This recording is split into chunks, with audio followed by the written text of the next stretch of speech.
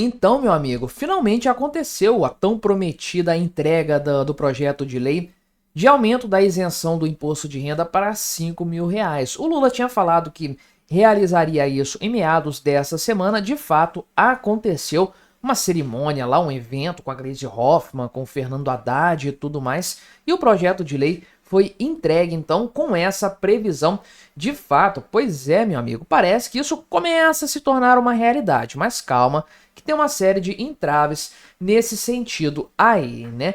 O Lula assinou o projeto de lei, foi colocado ali, vai iniciar a tramitação. O senhor Hugo Mota falou que é uma proposta boa e tudo mais, e o Congresso Nacional vai trabalhar em cima disso aí, Câmara e Senado, para melhorar a proposta pelos próximos meses. Pois é, quem achou que iria desfrutar disso em breve, meu amigo, pelo andar da carruagem, não vai sair tão cedo assim. Mas a grande pergunta que resta logo de princípio é: quem que vai pagar essa conta, meu amigo? Quem que vai custear isso? Porque haverá uma considerável renúncia fiscal nessa história. O governo diz que a renúncia é de uns 20 e poucos bilhões de reais por ano, mas ninguém chegou nessa conta. Todas as estimativas são piores, especialmente aquelas da Unafisco, que mostram pelo menos o dobro do que o governo projetou em matéria de déficit fiscal. E aí, se isso acontecer, qual que vai ser o problema? Pois bem, se isso aqui não fosse problema suficiente, estados e cidades vão perder 25 bilhões de reais de arrecadação com essa isenção, sem que o governo federal perca absolutamente nada nessa história. Ou seja, primeiro, o Haddad não está, ao que tudo indica, considerando esse valor na renúncia do orçamento federal. E segundo, o Lula colocou estados e municípios com um problema seríssimo nessa história.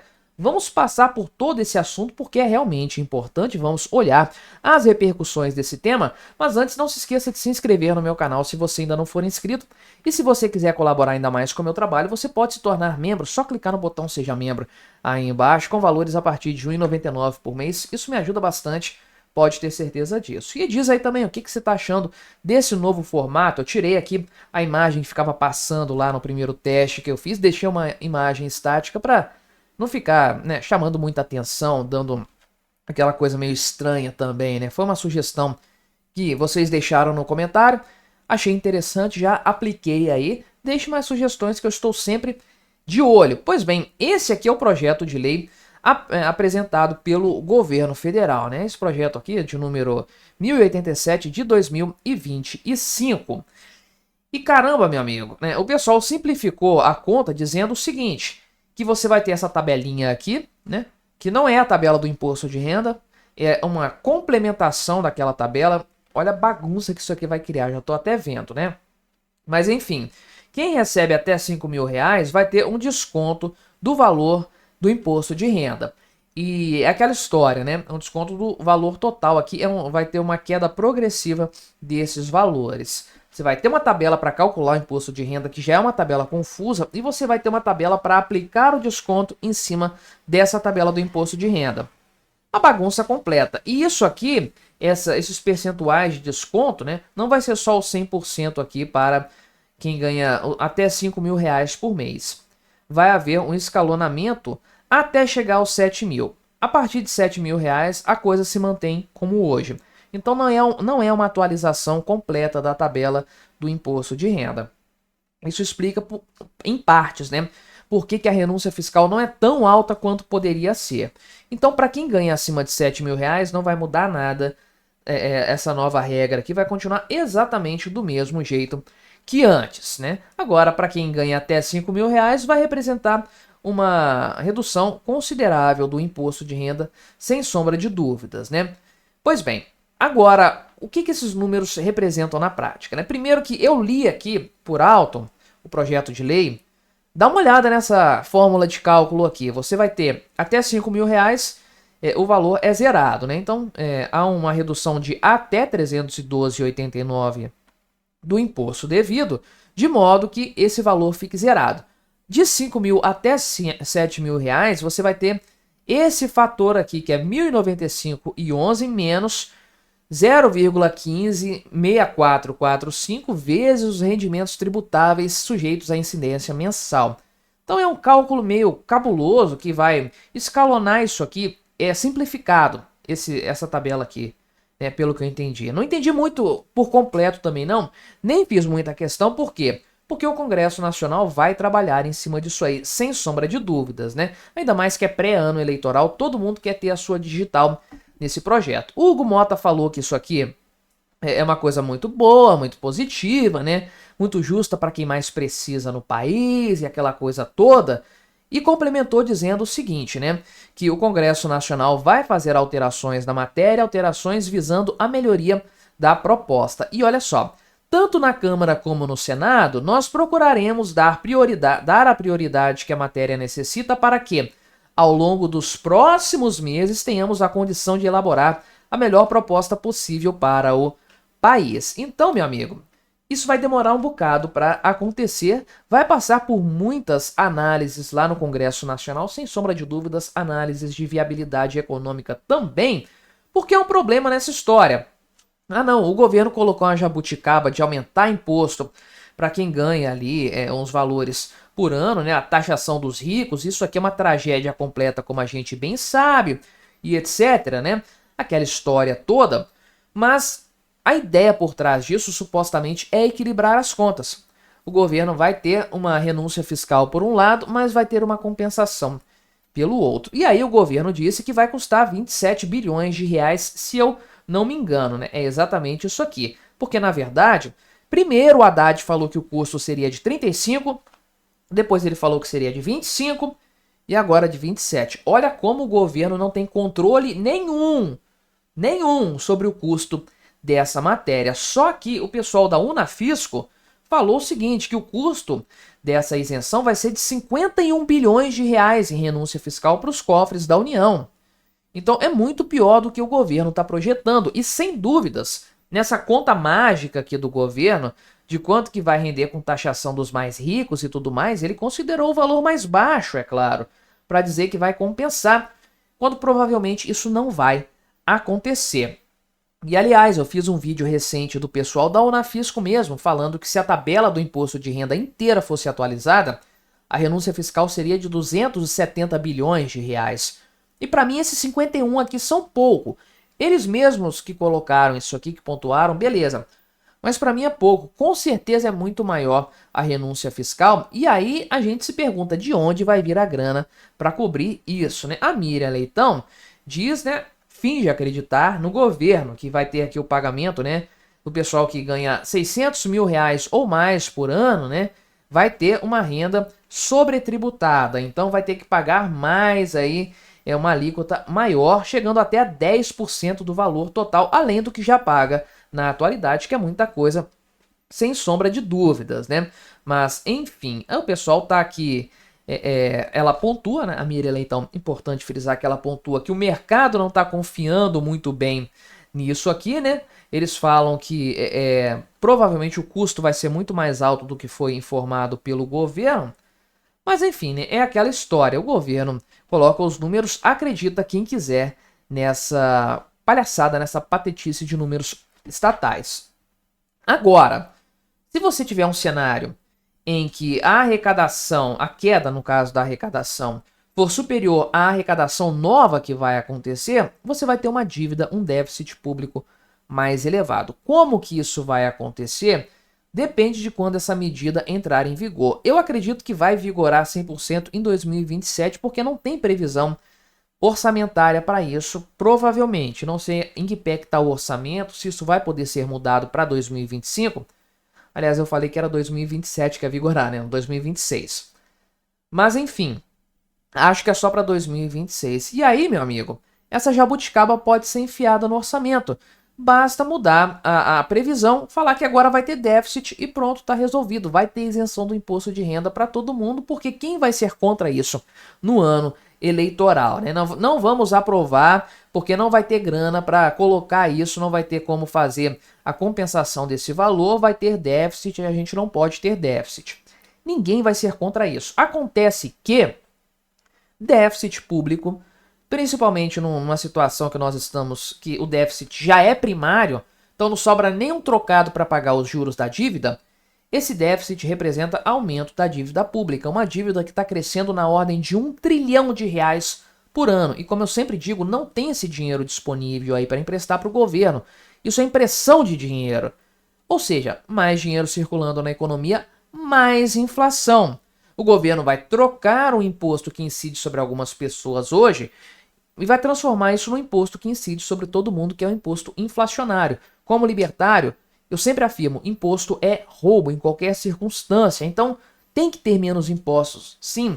Só que o governo não está cortando imposto. Isso que é importante frisar, ele está fingindo, manipulando a tributação, tirando do imposto de renda, colocando no imposto inflacionário. Não está mudando nada, está trocando 6 por meia dúzia, sendo que o imposto inflacionário é ainda mais perverso porque ele acaba criando uma sobretaxa em outros itens. Enfim, é um tema muito complexo, né?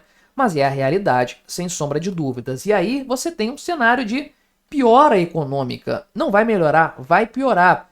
Corte de impostos tem que vir com medidas de austeridade. Renúncia fiscal acompanhada de corte na máquina pública, de redução de gastos para você compensar essa renúncia fiscal e acomodar o novo cenário tributário. Coisa que o Lula, obviamente, não vai fazer, para além, é claro, de piorar o lado das cidades, né, e dos estados. Por quê? A Constituição Federal determina que o imposto de renda inteiro, né, que é retido aqui dos funcionários públicos, fique com prefeitos e governadores. Então, atualmente, 100% de tudo que é retido dos funcionários das prefeituras fica com a prefeitura em matéria de imposto de renda, né?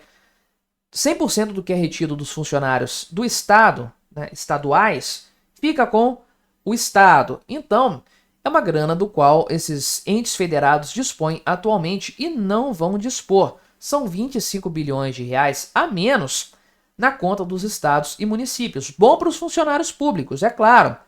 Péssimo para esses entes federados, muitos dos quais já quebrados. E aí é que fica a questão. Será que o Lula, será que o Haddad, será que essa turma levou em consideração que eles estavam quebrando os estados e os municípios para fazer politicagem e ainda por cima aumentar a inflação? Pois é, meu amigo, é realmente uma coisa bastante preocupante, né? Os dados aqui são bastante claros. Constituição nos artigos 157 e 158, enfim, um negócio bastante complicado. E aí, meu amigo, o tempo vai nos dizer para onde que essa coisa vai e como a Câmara vai lidar com esse tema. Olha aí, meu amigo, depois de tanto falar em inflação recorde, inflação disparando, inflação que não para de subir, parece que temos uma notícia razoavelmente positiva no horizonte. E é, de alguma forma, sim, positiva. Não, os preços não estão caindo, não é disso que nós estamos falando, mas saiu uma prévia da Fundação Getúlio Vargas, lá dos índices IGP, no caso o IGP-10, que mediu do dia 10 de fevereiro até agora o dia 10 de março, e mostrou uma desaceleração no ímpeto da inflação. Caiu? Não caiu, tá positivo ainda, tá acima de zero, beleza, mas o índice é muito mais controlado. Olha aqui, 0,04% apenas de alta para o mês de março. Se fosse o ano todo assim, meu amigo, a inflação seria traço.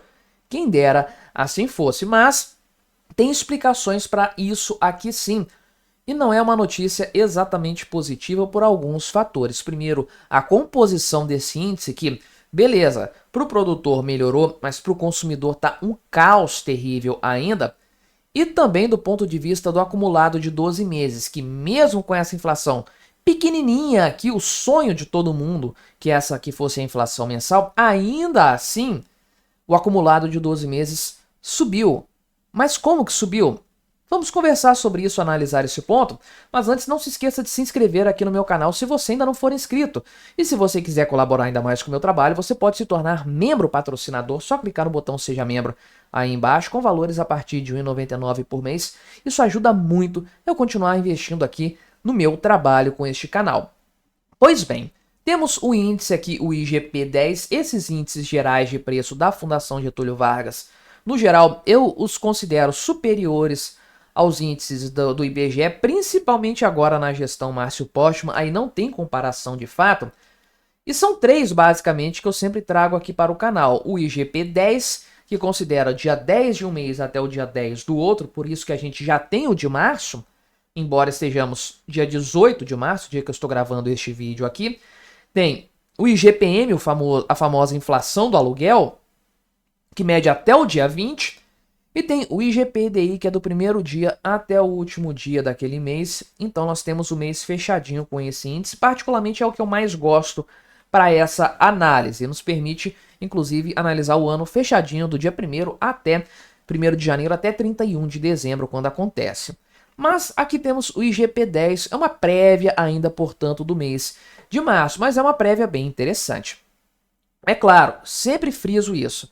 Alguém pode ler, um desatento pode ler isso aqui e achar que a inflação caiu, né? Desacelerou para 0,04%, né? O pessoal nem colocou o percentual aqui no site do UOL, não, mas no Brasil 247. Olha, eles poderiam até noticiar isso aqui pior para o padrão deles. Tá até razoavelmente claro, não está induzindo ao erro, sem sombra de dúvidas, como acontece em outros casos, né?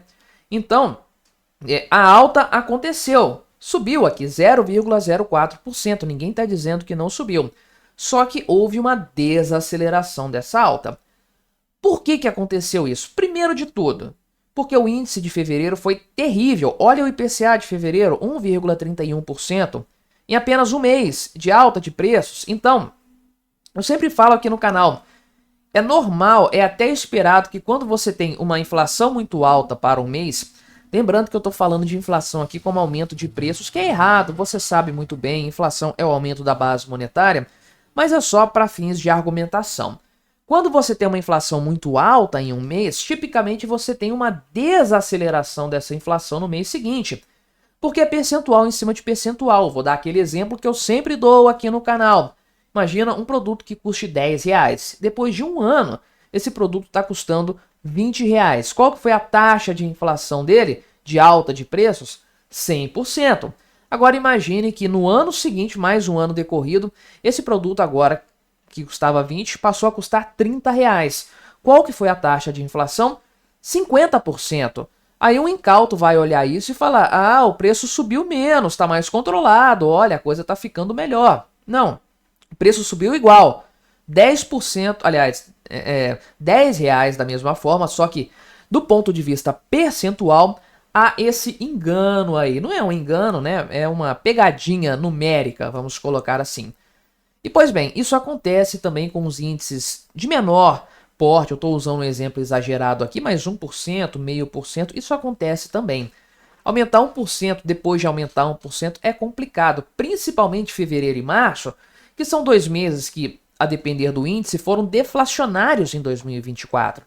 Meu amigo, se março tivesse um patamar aí de 1%, semelhante a fevereiro, meu conselho para você de coração seria, vai embora. Foge, mete o pé do Brasil o quanto antes, o quanto é tempo, porque esse país não tem futuro. Então, pelo menos teve essa queda agora, essa desaceleração, a queda no ímpeto do crescimento da inflação para deixar respirar. Tá subindo muito ainda, né? Tá subindo, mas não é tanto quanto estava subindo antes. A aceleração não está tão forte. Agora, o que pesou nesse índice para puxá-lo para baixo aqui? Principalmente o índice de preços ao produtor amplo, que é o mais importante dentro desse índice geral, vale por 60% do total aqui, e ele teve uma queda realmente, os preços caíram para o produtor, 0,26%, que é mais uma correção da alta da leitura anterior, que foi de mais de 1%, uma alta considerável. Então, se subiu 1% no mês passado e caiu 0,26%, ainda está alto, ainda tem um hiato disso aqui para ser repassado para o consumidor final. Essa é a verdade, porque é o índice para o produtor amplo. E aí, é claro, né?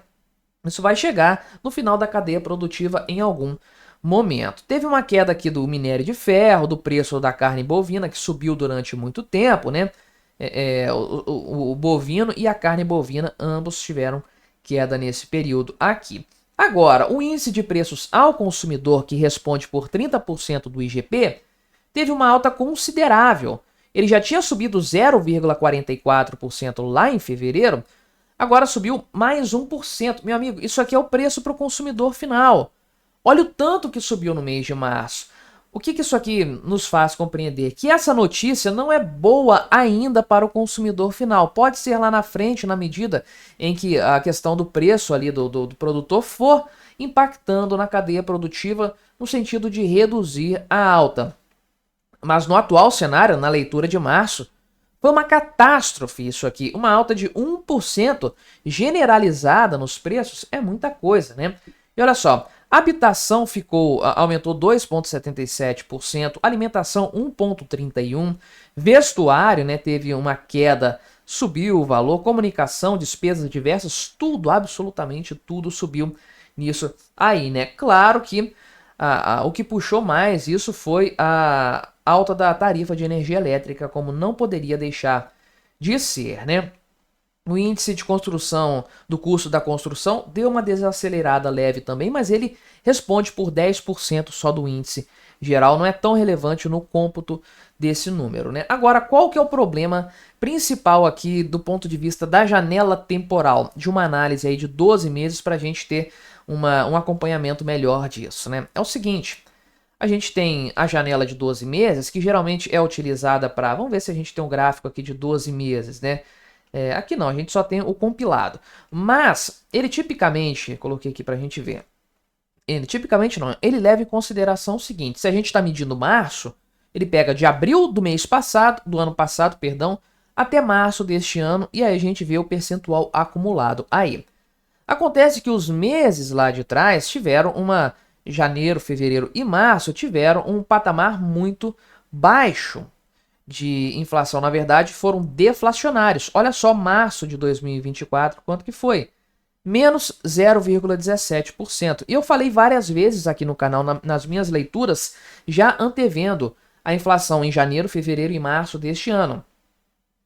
Se não for sequer deflacionária a inflação, o índice, né, deflacionário, o índice de março, por exemplo, aqui de 2025, o acumulado de 12 meses vai subir, porque nós vamos tirar esse mês aqui da conta e colocar um mês positivo, ainda que seja pouco, como foi aqui. É um valor pouco positivo, 0,04%, praticamente uma margem de erro. Só que se você considerar na comparação, isso dá mais 0,21 no índice geral. E aí esse índice aumenta, então, chegando a 8,59%, se ameaçando perigosamente daquele número bastante emblemático dos 9% de inflação. É emblemático por quê? Porque ele é 3 vezes maior que o centro da meta, que é 3%, e 2 vezes maior que o teto da meta, que é 4,5%. Isso nos dá uma dimensão real do problema que nós temos aqui no Brasil em matéria fiscal. Bem, se isso aqui continuar se mantendo ainda por alguns meses, patamares talvez nem tão baixos assim, mas 0,1, 0,2, 0,15, então, em algum momento, as coisas vão se estabilizar. Lembre-se, o Copom está enfiando o pé no freio para segurar a economia via taxa Selic. Isso está custando muito caro e vai custar muito caro ainda. E o objetivo é justamente controlar a inflação. Se nem isso conseguir fazer esses índices se situarem em patamares baixos assim, é porque o Brasil, meu amigo, está fadado ao fracasso, está fadado à ruína. Pois é, meu amigo, o ano mal começou do ponto de vista fiscal, tivemos apenas um resultado divulgado até o momento, que foi o de janeiro, um recorde de superávit para o mês, diga-se de passagem, muito comemorado pelo pessoal do PT, mas o ano mal começou, já temos uma previsão deficitária e muito grande, no caso, a previsão para o mês de fevereiro. Pois é, o pessoal lá do Congresso Nacional, fazendo as estimativas para o orçamento, chegou a essa conclusão de que provavelmente em fevereiro nós teremos um déficit de quase 32 bilhões de reais, revertendo parcialmente os 104 bilhões de superávit primário do mês de janeiro. É um resultado terrível, catastrófico, que dá mais ou menos a tônica deste ano de 2025. O problema, o desafio que isso vai representar para o equilíbrio das contas no Brasil, em um momento em que quem ainda acreditava no Lula já se questiona de forma veemente. Será que o cara está mesmo preocupado com o equilíbrio fiscal no Brasil ou o cara já chutou o balde? Vamos dar uma olhada nesses números, nas perspectivas. Mas antes, não se esqueça de se inscrever no meu canal se você ainda não for inscrito. E se você quiser colaborar ainda mais com o meu trabalho, você pode se tornar membro patrocinador, só clicar no botão Seja Membro aí embaixo, com valores a partir de R$ 1,99 por mês. Isso me ajuda bastante, pode ter certeza disso. Pois bem, Qual que é o cenário que nós temos aqui? Portanto, uma previsão feita pela consultoria, que é a CONOF, que é a Consultoria de Orçamento e Fiscalização Financeira, Núcleo de Economia e Assuntos Fiscais. Mas que nome grande, né? CONOF, então, para ficar mais fácil. Mas é um órgão da Câmara dos Deputados que tem essa prerrogativa. Suponho que seja mais ou menos, assim, não é exatamente a mesma coisa, mas lembra um pouco a atuação da IFI, que é a Instituição Fiscal Independente lá do Senado Federal, que também fiscaliza as contas do governo e o desenrolar disso. Então, o fato é que não temos ainda um orçamento para 2025 votado e aprovado. Parece que vai ser nos próximos dias, não tenho certeza, mas a verdade é que o mês de fevereiro foi executado sem orçamento. Se vamos chegar no final de março já com as coisas arrumadinhas, organizadas, é outra história.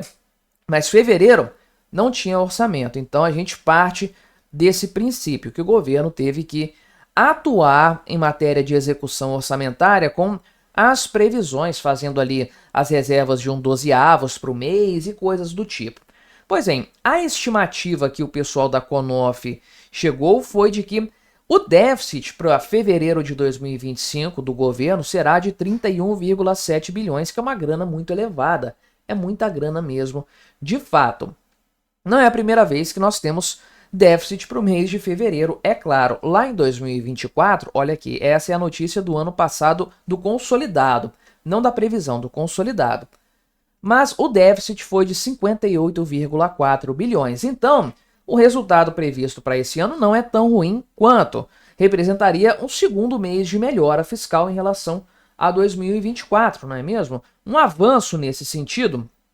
E sim, nominalmente falando mas tem um motivo muito claro que lança outro tipo de luz sobre as contas públicas, e eu já vou chegar sobre isso. Mas o resultado aqui nasce de uma diferença substancial, é claro, entre despesas e receitas. As despesas chegando a 174 bilhões de reais, é muita grana de fato. Então, apesar disso, como a diferença do déficit sugere, as receitas aumentaram 1,3%, isso não para de crescer, ultrapassou 200 bilhões de reais para um mês de fevereiro, um mês curtinho, é impressionante isso aqui, e a despesa caiu nesse período também, né? Então, houve uma queda aqui em algumas despesas de forma específica, mas em matéria geral, 13% de queda na despesa no intervalo de um ano, era 200 bilhões de reais no ano passado, caiu para 174 bilhões. Então, pode parecer, numa primeira análise,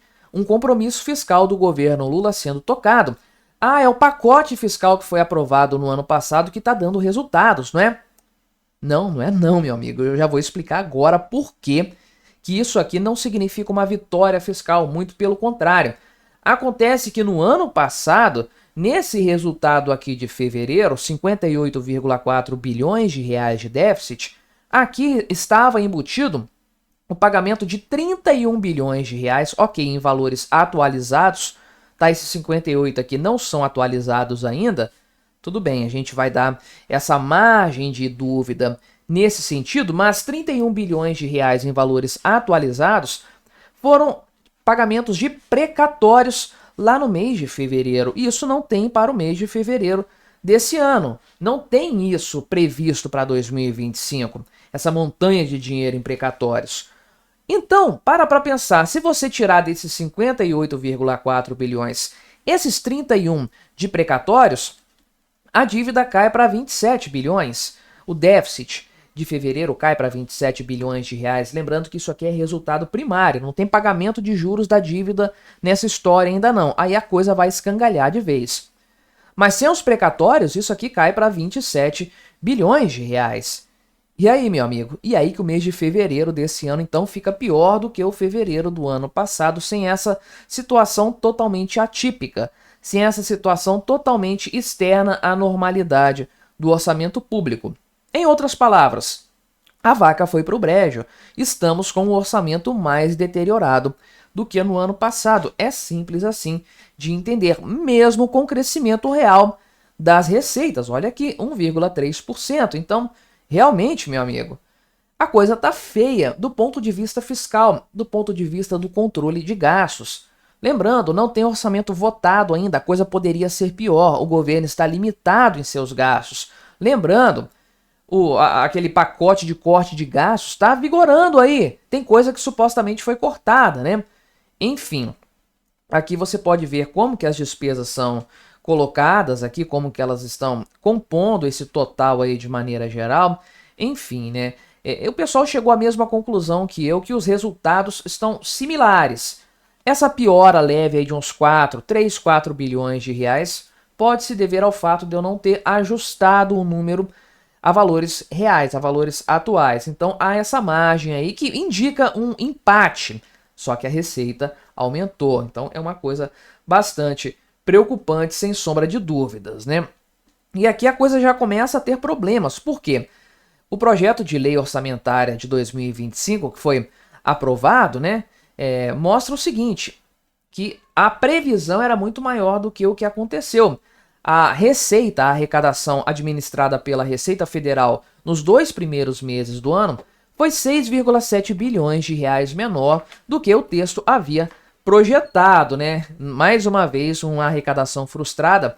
No caso aqui, né, 15 bilhões a menos do que foi previsto, embora tenha havido uma alta aqui de impostos com importação, imposto de renda e operações financeiras. O imposto de renda você sabe por quê que aumentou a arrecadação, porque a tabela não foi atualizada no começo do ano. É simples de entender isso aí. Mas veja que houve frustrações com o recebimento de COFINS, PIS, PASEP e CSLL. Então o governo federal mandou um orçamento completamente superestimado do lado das receitas, o que é um problema bastante complexo, né? Além disso, outras receitas administradas pela Receita arrecadaram 8,8 bilhões de reais a menos do que o previsto. Então, o que acontece? Isso vai ter que ensejar um reajuste das despesas para que a coisa se equilibre. Não sabemos se isso vai acontecer. É o grande problema dessa história, o grande desafio orçamentário do Brasil hoje, governado pelo Lula. Não há compromisso fiscal, não há compromisso de equilíbrio de contas. Cada vez mais o governo quer gastar, quer apostar nesse negócio de benefícios e de liberar FGTS, de precatório, de auxílio gás e de pé de meia e essas coisas todas, aumentando o gasto de forma geral, despejando dinheiro na economia e causando uma série de problemas, conforme nós temos visto por aí. É a tônica, é o padrão do governo Lula e não há indício algum de que isso vá mudar em algum momento, infelizmente. E aí o que acontece? O déficit continua subindo mês após mês. A gordurinha acumulada no mês de janeiro, que é usada no ano todo para se chegar num resultado positivo no final, está sendo consumida muito velozmente pelo governo. Vai saber como estarão as contas do mês de maio. E depois do orçamento votado e aprovado, o desafio fica ainda maior.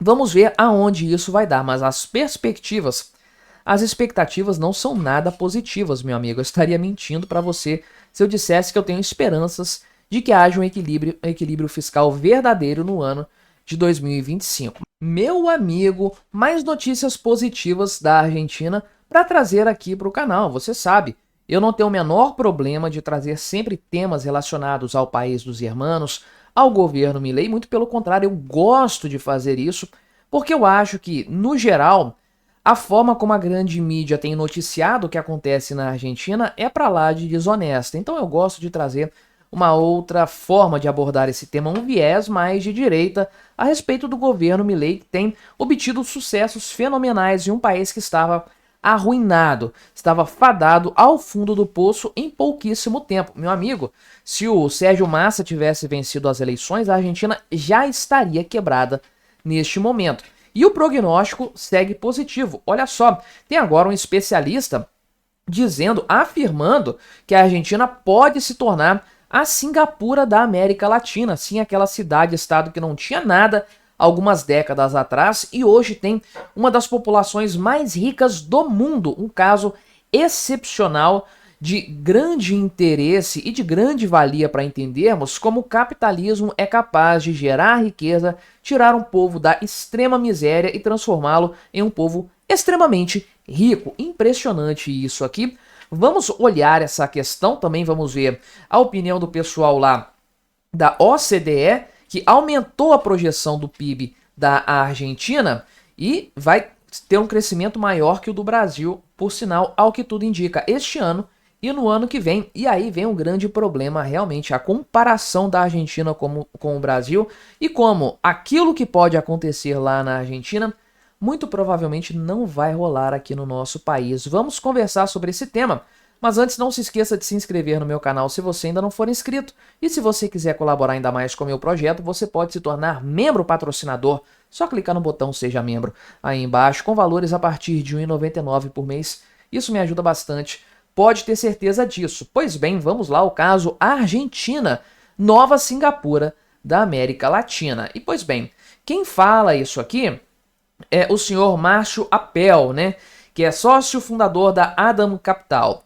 E ele falou o seguinte, é um especialista em investimentos internacionais, e ele disse o seguinte, que se a Argentina continuar adotando as políticas econômicas atuais ou políticas coerentes com aquelas feitas pelo Milei até o momento e também com as promessas de campanha, porque tem coisa ainda que precisa ser ajustada, promessas de campanha que ainda não chegaram a ser cumpridas, mas que já há sinalização nesse sentido, então a Argentina tem potencial para se tornar uma nova Singapura aqui na América Latina. É impressionante. Singapura é uma cidade-estado que tinha tudo para ser um fracasso completo, não tem nem água potável, tem que importar água, e ainda assim se tornou um dos pedaços de terra mais ricos do mundo. Claro que não aparece ali no top 10 dos maiores PIBs, porque é um país pequeno com uma população relativamente pequena se comparada com outras nações, porém, na comparação correta a se fazer, que é o PIB per capita, ou seja, a riqueza por pessoa, Singapura está lá no top 10 dos países mais ricos do mundo, talvez até no top 5 provavelmente. Eu esqueci de colocar aqui para a gente ver qual que é a posição hoje do Singapura, mas é sempre lá nas primeiras posições. O ganho capital, o PIB per capita anual, de 88 mil dólares. 88 mil dólares por pessoa lá no Singapura todos os anos. Isso aqui dá o quê? 400 e tantos mil dólares, 500 mil reais, aliás, 500 mil reais, o que dá mais de 40 mil reais por mês. Caramba, você imagina o Brasil tendo uma renda dessa? Cada brasileiro tendo uma renda de 40 mil reais? Só se o governo continuar imprimindo dinheiro, né? Aí 40 mil reais não vai valer mais nada, mas em dólares, 88 mil reais por ano. Isso aqui é a mediana, é muita coisa, meu amigo, sem sombra de dúvidas, né? Então, por outro lado, né, outro ponto é o seguinte, o Brasil não tem esse prognóstico. Por quê? Aqui é uma questão bastante séria, infelizmente é uma realidade que a gente não pode ficar varrendo para debaixo do tapete. O Brasil é muito grande, e qualquer mudança relevante no Brasil é muito difícil de ser realizada. Um país muito diferente, muito vasto territorialmente. A população é muito grande e num Congresso Nacional, enfim, você tem muitos interesses diversos representando partes diferentes do país. O Brasil só conseguiria ter mudanças significativas se ele fosse fatiado em várias partes. Ah, mas os Estados Unidos é maior, é um país maior do que o Brasil, uma população maior e é muito mais desenvolvido. Porque nasceu pequeno e nasceu da forma correta, com uma mentalidade, com uma ideologia correta. O Brasil não, o Brasil já nasceu grande e nasceu com as ideologias erradas. E aí a coisa, meu amigo, não tem como funcionar dessa forma. Já a Argentina, por sua vez, é um país menor, embora seja territorialmente grande, o fato é que a população está muito mais concentrada aí. Na prática, né, acaba sendo muito menor do que o Brasil. A população é muito menor que a brasileira, né?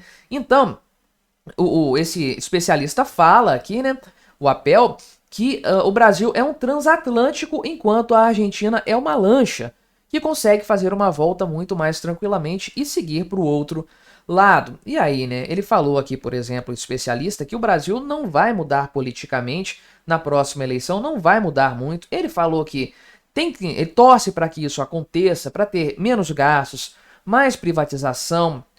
Meu amigo, nos últimos 2 anos, Congresso novo que está aí, você acha que ele é superior ao Congresso anterior nesses temas? Em menos gasto? Em mais privatizações? É claro que não. é pior do que o que estava antes e a tendência é ir piorando. Ou seja, a Argentina sim tem potencial para melhorar. O Brasil, infelizmente, não vai ser muito difícil alterar esse tipo de coisa. E aí, os resultados econômicos da Argentina não vão tardar a aparecer. Alguns já estão aparecendo muito claramente, né? Veja aqui, por exemplo, que o pessoal da OCDE aumentou a previsão de crescimento para a economia da Argentina. Eles tinham previsto 3,9% de crescimento para este ano, lá em setembro do ano passado. Agora isso aumentou para 5,7%, meu amigo. É muita coisa. Ah, mas é só para recobrar a queda do ano passado. Não, a queda não foi tão substancial assim. Ou seja, já vai ser crescimento efetivo. Não é apenas a economia se recuperando, é a economia crescendo. E em 2026 a previsão da OCDE é um crescimento de 4,8%. Imagina isso, 5,7% no ano, 4,8% no outro. A China ficou para trás da Argentina.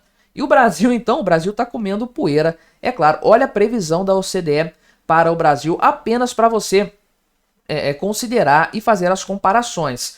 A OCDE cortou as estimativas de crescimento do Brasil para 2025 e 2026. Para este ano, caiu de 2,3 para 2,1 e a do ano que vem caiu de 1,9 para 1,4%. Olha o quanto que a OCDE já percebeu que a economia brasileira vai ficar bastante capenga. E quanto que ela vai piorar, inclusive, né? Agora, com o efeito, inclusive, dos Estados Unidos, das tarifas e tudo mais, isso vai impactar bastante no Brasil, sem sombra de dúvidas, fora todos os problemas internos dos quais nós desfrutamos por aqui, não é? Então, a Argentina vai crescer pra caramba, vai botar a China no bolso. E o Brasil, meu amigo? O Brasil é um caso fracassado. Quem sabe se a Argentina não ficar aí 10, 20 anos seguindo essas políticas econômicas corretas, ela sim se torne uma Singapura, um país realmente rico e referência em matéria de liberdade e de riqueza da população. Talvez nem precisa ir tão longe assim, não precisa nem chegar na metade do caminho para ser o país mais rico aqui da região, mas não acho impossível que isso aconteça não. A Argentina tem tudo para dar certo e eu estou torcendo pelos nossos irmãos. Meu amigo, a expectativa quanto ao futuro econômico dos Estados Unidos é bastante preocupante para todo mundo, aqui no Brasil e em outras partes.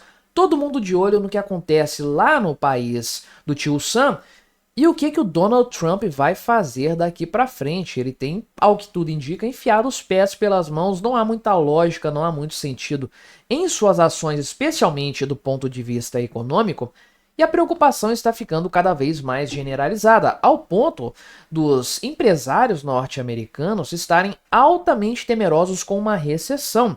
Eu tenho sempre trazido temas parecidos aqui no canal e essa palavra aparece sempre, recessão, sempre sendo falada, sempre sendo indicada. E agora, 92% deles temem esse cenário e acreditam que vai acontecer.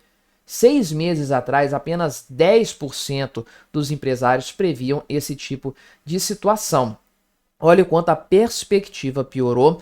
E você sabe, perspectiva, expectativa, tudo isso tem potencial para criar uma realidade. E aí, meu amigo, ladeira abaixo para todo mundo. Vamos conversar sobre esse assunto, vamos tratar desse tema, mas antes não se esqueça de se inscrever no meu canal se você ainda não for inscrito. E se você quiser colaborar ainda mais com o meu projeto, você pode se tornar membro patrocinador. Só clicar no botão Seja Membro aí embaixo com valores a partir de R$ 1,99 por mês. Isso me ajuda bastante, pode ter certeza disso. Pois bem, isso aqui é uma notícia não de uma pesquisa que foi feita nas ruas com empresários e essas coisas assim, um Datafolha, um Poder Data, não. O que acontece? Tem um evento aqui, que é a Yale CEO Caucus, que é uma conferência empresarial realizada a cada 6 meses e reúne a nata da nata, né? Aquele pessoal lá do topo, os CEOs das grandes empresas aí.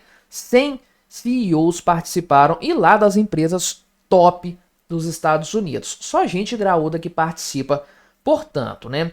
Então, o que acontece?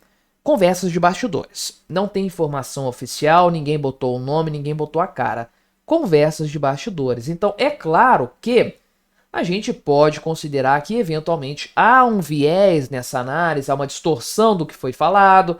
É o Wall Street Journal que está noticiando isso aqui, né? Enfim, o que acontece? O senhor Jeffrey Sonnenfeld, que é professor da Yale School of Management, ele fez uma leitura básica desse cenário de temor, esse cenário de pessimismo que está tomando conta do empresariado norte-americano.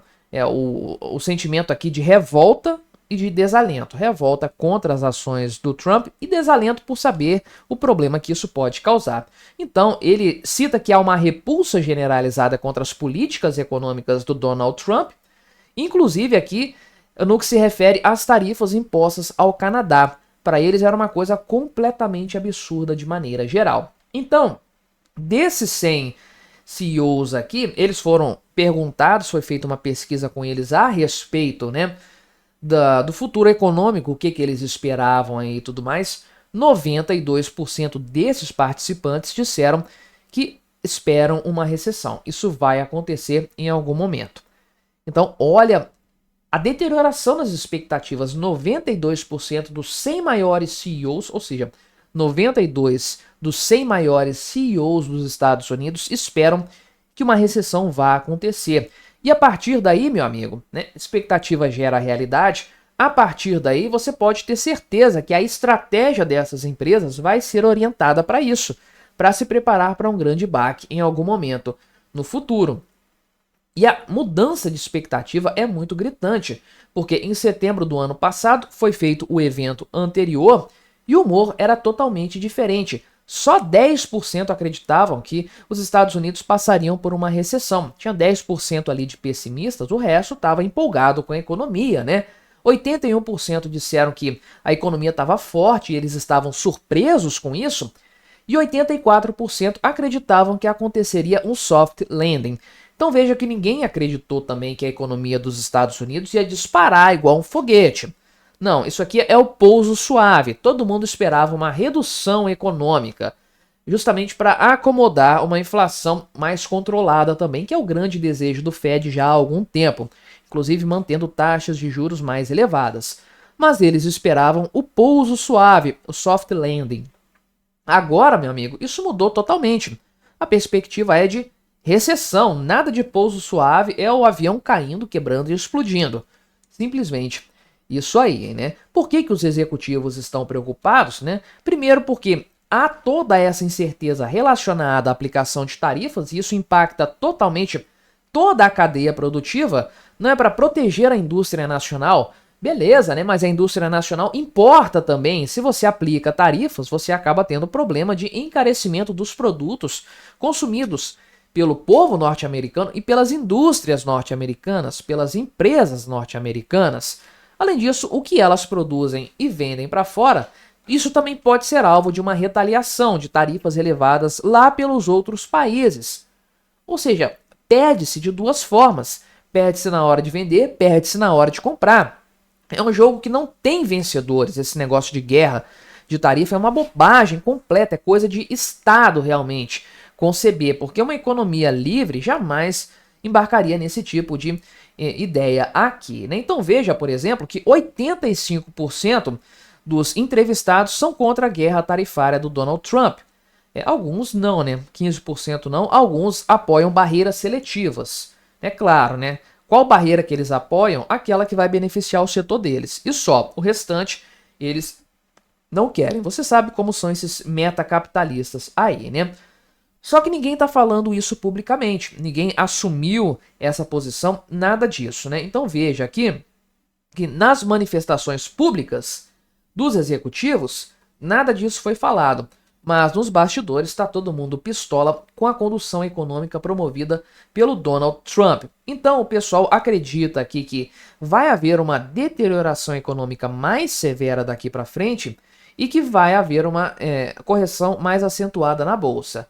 E eles vão esperar isso acontecer para aí sim publicamente criticarem o Donald Trump e botarem o nome deles nessa história.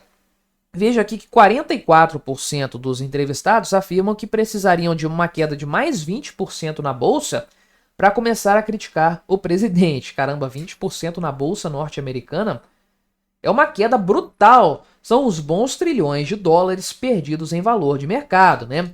E tem aqui, ó, 10% só vão se pronunciar se cair 50% a bolsa de valores. Mas aí, meu amigo, se chegar a cair 50%, ninguém precisa nem se pronunciar mais. Aí já é hecatombe financeira que se espalhou pelo mundo todo. É uma depreciação muito severa, sem nada acontecendo, né? Não tem uma crise dos subprimes, não tem uma Covid, não tem nada. Tem políticas econômicas desastradas e completamente descabidas, né? E aí, o pessoal até pontuou o seguinte, né? Que as conversas de bastidores têm um outro clima. Publicamente ninguém fala, mas o humor mudou bastante, ficou muito ruim de fato, né? E, enfim, para além disso, para além do mundo corporativo, o povo também, né, o consumidor, está preocupado com a economia. A confiança do consumidor caiu ao nível mais baixo desde 2022 e a expectativa para a inflação subiu para caramba, quase 5%, né, para os próximos 12 meses. É um padrão brasileiro. Isso aqui é um nível que a gente vê aqui no Brasil, que também é o pior cenário desde 2022, né? E é um aumento muito grande em relação aos 4,3% do levantamento feito um mês atrás. Olha o quanto que as expectativas estão piorando com o governo do Donald Trump. E não dá para ser diferente. As medidas dele são tão desastradas, são tão pouco acertadas, que eu me questiono fortemente, será que ele não está fazendo isso de propósito? Será que ele não voltou ao poder para quebrar os Estados Unidos de vez? Porque a gente sabe, né? O Trump não é o Javier Milei, absolutamente não é o Javier Milei, não é um cara equilibrado do ponto de vista econômico, não é de direita, liberal, nada disso. O cara é um protecionista, um nacionalista. Bolsonaro é mais liberal econômico do que o Donald Trump. Então a gente sabe que não seria, a gente já sabia que não seria uma grande maravilha nesse sentido, mas caramba, que guinada é essa que o Trump fez? Não há explicação, porque não há uma estratégia vencedora por trás disso aí, né? Ou o cara é muito desequilibrado, desconhecedor de questões econômicas básicas, mas certamente tem gente no governo para alertar ele desse ponto, ou ele veio realmente para quebrar o país de vez. Talvez seja essa análise que os CEOs estão fazendo, de que o Trump está tão determinado a seguir nessas políticas desastradas que a recessão será inevitável. Torço para que isso não aconteça e para que ele recobre o juízo, mas os caras lá entendem melhor de mercado, entendem melhor de Estados Unidos e leem melhor a economia de forma geral do que eu. Será que eles estão certos nessa história? O tempo nos dirá. Mas me diga aí, o que você achou da minha análise? Colabore com o nosso debate. Se inscreva no meu canal se você ainda não for inscrito e até a próxima.